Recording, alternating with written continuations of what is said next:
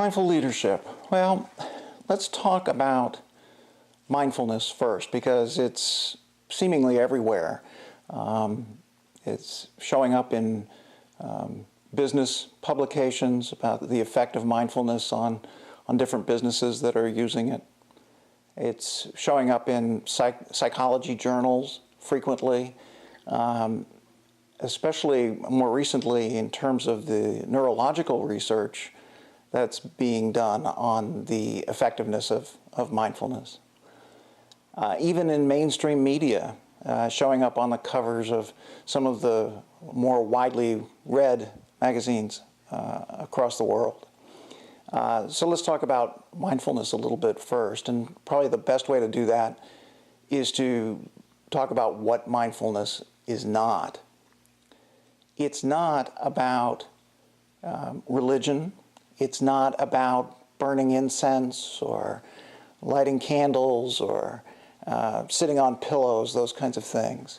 It's not about emptying your mind or just chilling out or one of the things that can be confused with is transcendental meditation, which is more of an emptying of the mind. It's not that. It's not changing or eliminating certain thoughts or emotions. That's not what it's about. And even though a lot of mindfulness is used to manage stress, that's certainly not what it's all about by any stretch. It's being used in organizations and with individuals for many other purposes besides managing stress, although managing stress is obviously pretty key. So what is mindfulness? The generally accepted definition, and people wordsmith it different ways, but the key definition, I think, of mindfulness is purposely paying attention to the present moment non-judgmentally. So the key part of that is the present moment. And it sounds a lot like focus, right? Which really it is. It is paying attention. And that's a tough thing to do, especially today when there are so many distractions. And in fact, the research has shown that about 50% of our waking hours is spent being distracted by things other than the task in front of us. So, for example, we're either thinking about things that have occurred in the past or things that may occur in the future. But I think if you were to recognize an instance when you're distracted by something, you'd find that you're at work anyway. You might be thinking about a meeting coming up this afternoon where you have to do a presentation. That might be a distraction for you right now. Or a conversation that you had with a colleague earlier in the day, that might be distracting you from what you need to be working on right now.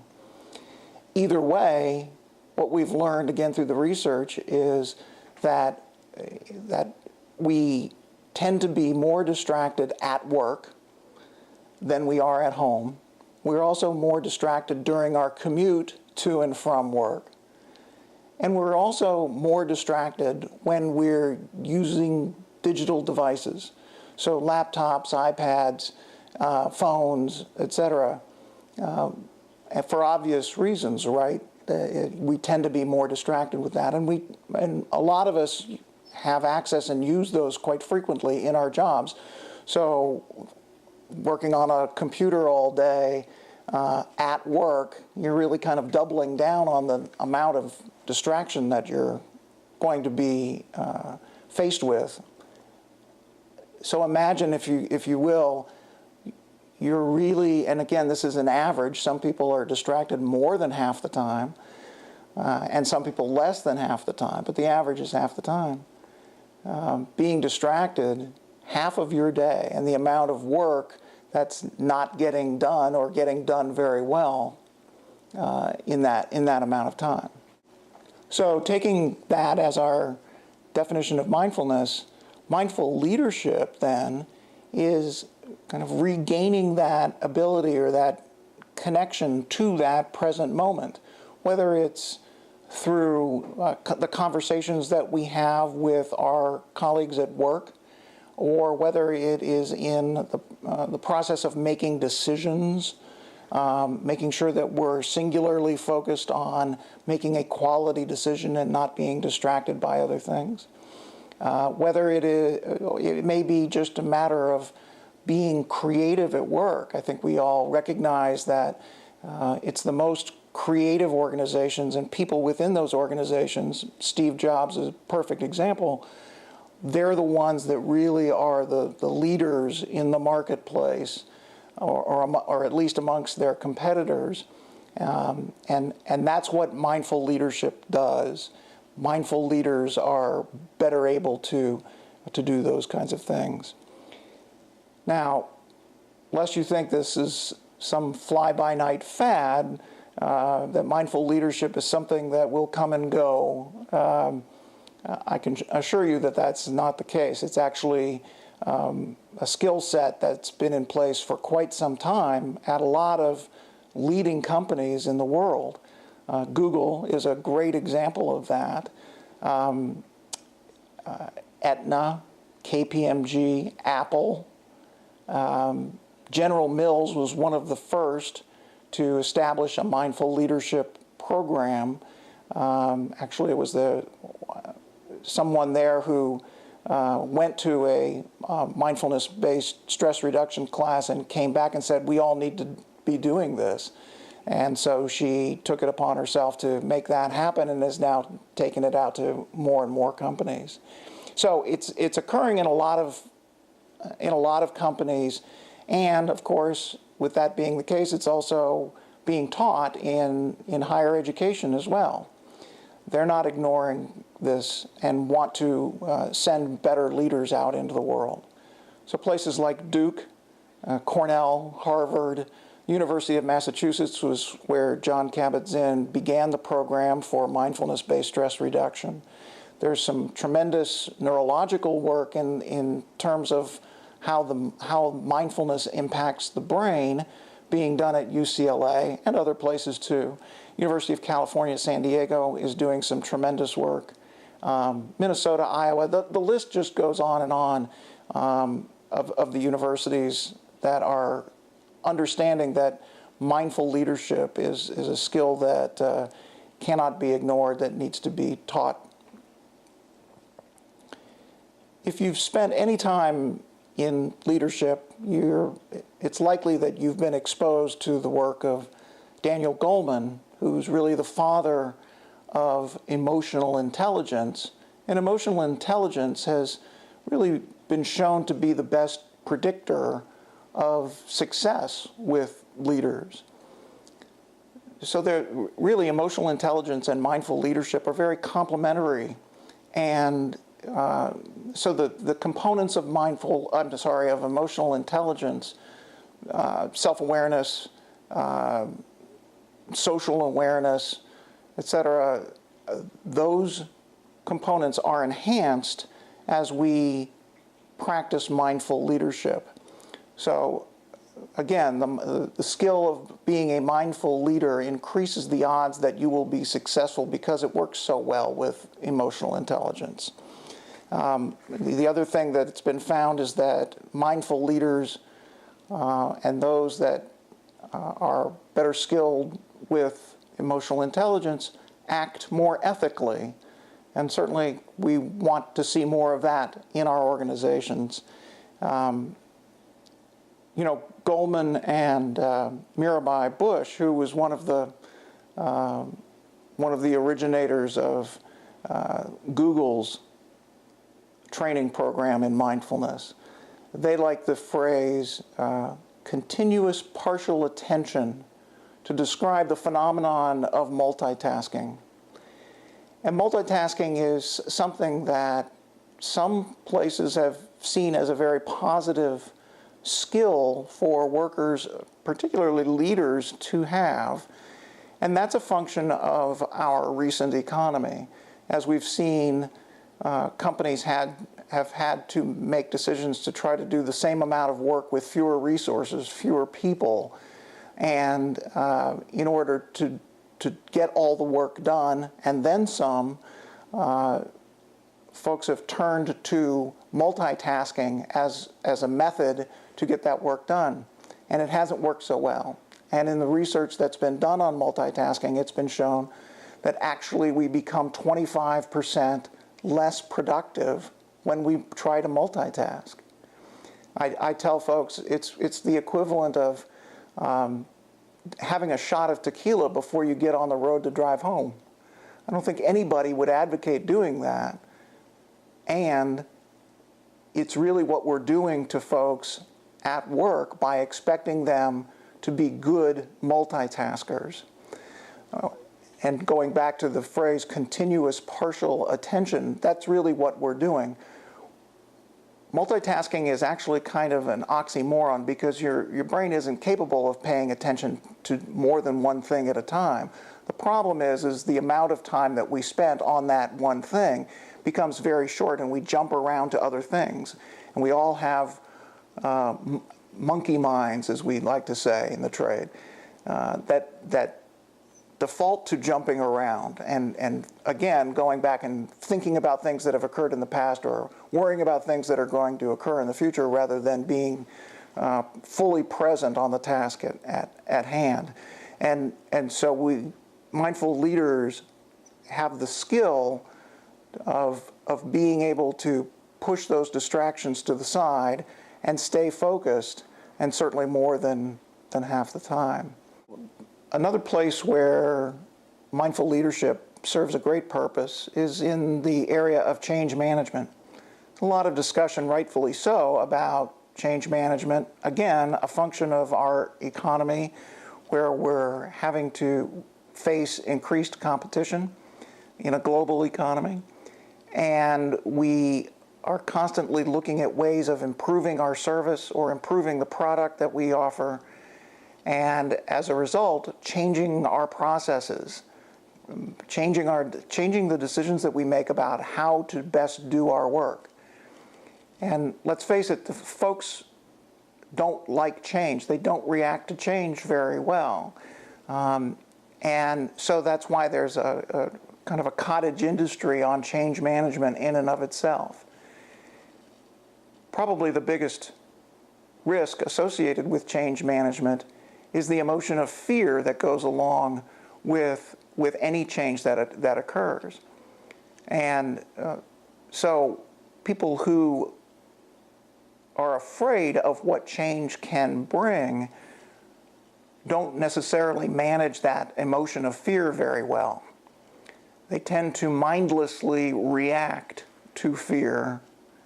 And what mindfulness training does and mindful leaders do is they learn how to take a beat and think about the response to fear that is more likely to produce a good outcome, not only for themselves individually, but for the organization as a whole, including the team that they're working directly with.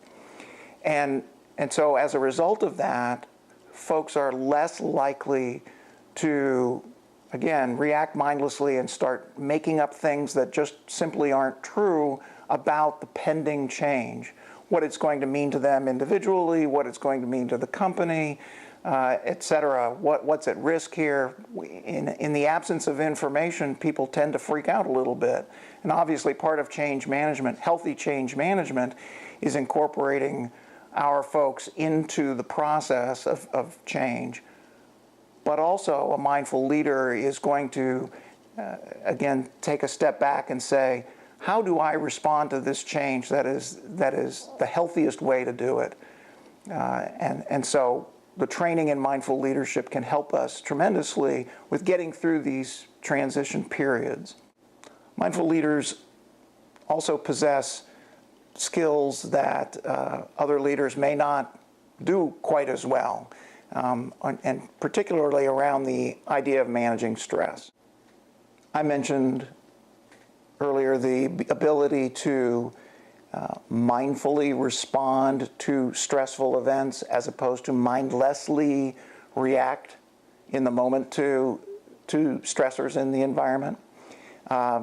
Where mindful leaders are also better able to delegate work to others effectively, and they're also better able to close the loop in conversations that they have with folks. So as an example of that, if you have an employee that comes to you and says, has the company given any thought to offering flex time? And you as the leader say, I'm not sure about that, but let me talk to human resources and I'll get back to you. A lot of folks don't necessarily go back and close the loop with that employee and give them the answer, yes or no, and the whys and wherefores around that. And that leaves the employee to lose trust in their leader as someone who will follow up with them. And it also can cause them to make stuff up about flex hours. Well, they don't want to do flex hours because, whatever those reasons might be. So mindful leaders are better at not only delegating, but closing those communication loops that are so critical. They're also mindful leaders are more inspiring when it comes to their work and their actions being aligned with the values of the organization. So we've all probably worked for organizations that, when you're hired, you're given the values or the mission statement of the organization on a card, and when the boss walks around and asks you if you know the mission statement, if you can quote it from the back of your card or something like that, you get a gift card of some kind. But it seems real fake, right? It seems real phony. It seems like a way to just go through the motions. Mindful leaders are more genuine in terms of walking the talk around the values of the organization and the mission statement of the organization, and lead by example. And when they're able to exhibit passion for the work that they're doing and their individual and team contributions to the greater success of the company, those people who work for that leader are more likely to follow suit. And so that's a very important skill that mindful leaders have. Mindful leaders are more likely to think strategically, and what I mean by that is they're better able to consider how their actions and their words are going to affect other people, not just the people that may work for them, but their peers, their boss, even their customers. That's part of the mindfulness of responding rather than reacting, and that just makes us better strategically, and I think most organizations are looking for better strategic leaders. Mindful leaders are better able to make good decisions because they can stay focused on the important issues necessary to make those decisions. And they're also better able to make them in a timely manner for some of the reasons I've already mentioned. They're not distracted as much by other things and can stay focused on the task at hand, which is making the best decisions possible. You've often heard probably leaders, when asked why a workflow is the way it is, or why decisions are made the way that they are, and you hear the response of, well, that's just the way we've always done it. To me, that's lazy. That's a lazy response on the part of a leader. And mindful leaders are much less likely to default to that explanation. And that's a very healthy thing for employees. Employees and customers as well, for that matter, want to hear that you're thinking ahead of them, that they look to you to move to the next best and greatest thing. And if you're stuck in the mode of that's the way we've always done it, there's a loss of trust in that communication. So developing mindful leadership skills means that you are going to be better prepared to offer thoughtful responses and even be able to look for answers that you might not have, rather than just, again, defaulting to that's the way we've always done it. One of the more critical aspects of mindful leadership is active listening. And I talk about in one of our workshops about the differences between hearing and listening. And actively listening to people is a very difficult thing to do sometimes, again, because of the distractions that we face all the time. When you're in a conversation with somebody who's really wanting to get an answer from you on something, but your mind is somewhere else, you're less likely to build a connection with that person and have that person trust you. And so mindful leadership teaches us to be active listeners and how to do that. And again, that's going to build healthier communication lines across the board within your company. You know, I mentioned Steve Jobs and his creative energy at Apple and what he was able to accomplish there. And he did not necessarily possess any different capabilities than a lot of other people. But what he was able to do was to understand the importance of creativity in moving Apple forward. And in order to do that, mindfulness teaches us not only to be focused on the task at hand, but also how to structure our days, our weeks, our time in general, so that we have the time to think creatively. You know, I like to tell people when they say there's just not enough hours in the day, well, we all have the same number of hours in the day. So what it comes down to is how we spend those hours. And if we're spending those hours being distracted from the work that's in front of us, if we're not in the present moment, then we're not working as effectively as we can.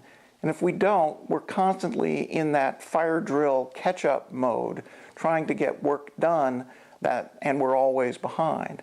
The first thing to fall off the plate for a leader is spending time thinking creatively about how to distinguish your team or your organization and build on that creativity to get a stronger hand in the marketplace, be a leader in the marketplace. And so learning those skills, those mindful leadership skills, enables us to not only set aside room for creativity, but also just to build on the other skills such as listening attentively and making better decisions and so on.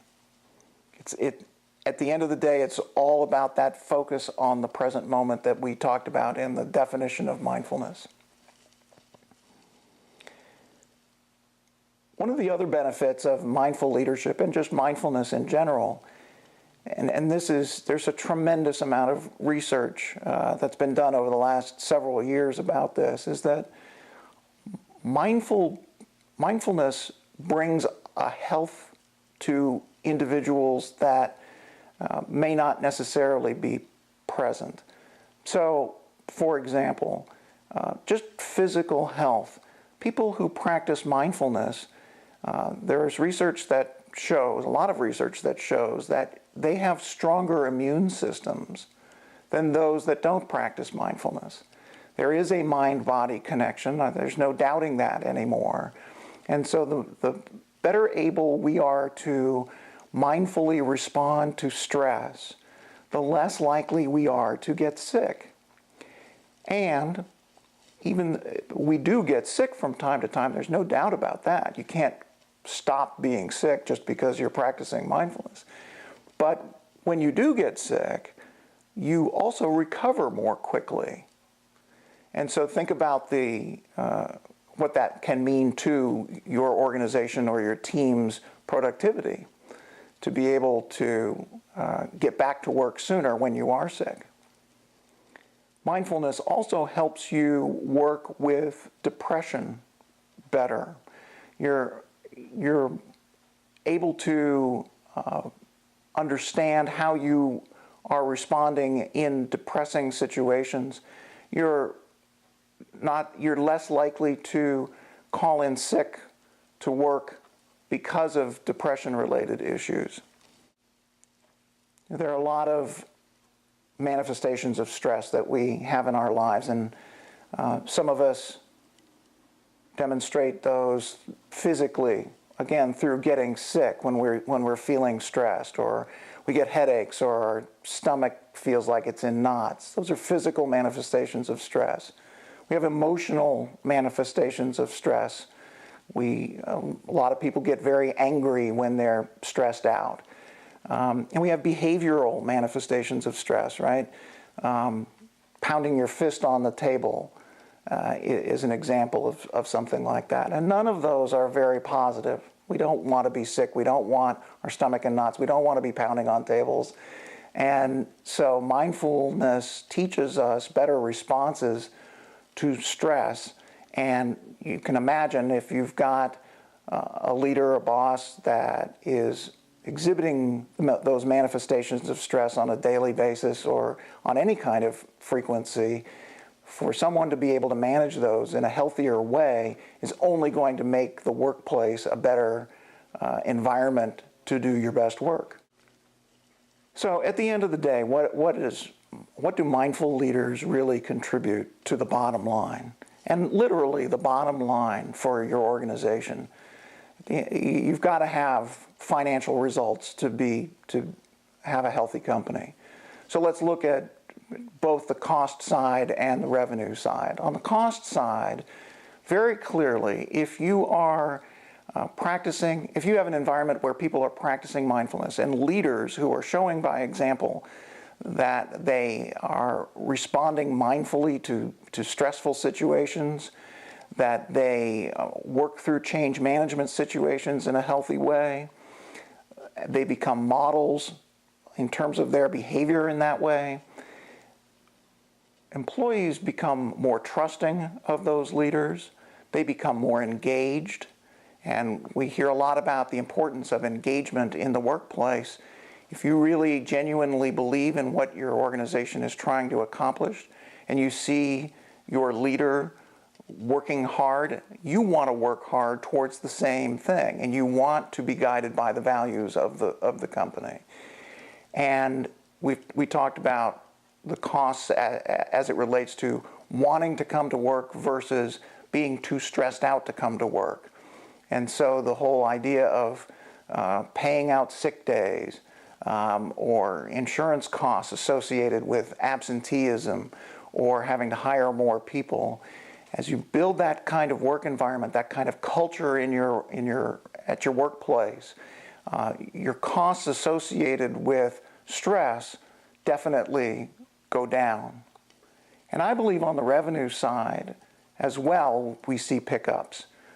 So if you're happier with your job, if you are happier working with the people that you work with, if the stress is lower in your workplace, what's going to happen? We've already talked about, you're going to be a more productive person, whether you're a frontline employee or a leader. You're going to be more productive. You're going to be more efficient and effective at what you do. And even if you're in the service business, the quality of the service that you provide is going to be better. People will pay attention to the fact that you seem genuinely pleased with what you do and how you do it. And for customers, whether they're buying products or on the receiving end of service, they're going to be more likely to want more of that more frequently. And so the revenue side of that will be the manifestation of that improved service quality, of that improved, more mindful culture that you're building in your organization. So, how do you get these skills, these mindful skills as a leader in your organization? At Mindful Solutions, what we provide are workshops and webinars and one-on-one coaching opportunities. And there's more detail on mindfulsolutions.net to take a look at. But we offer these things on the topics, get into more of the detail, into the weeds on topics like how to become more patient.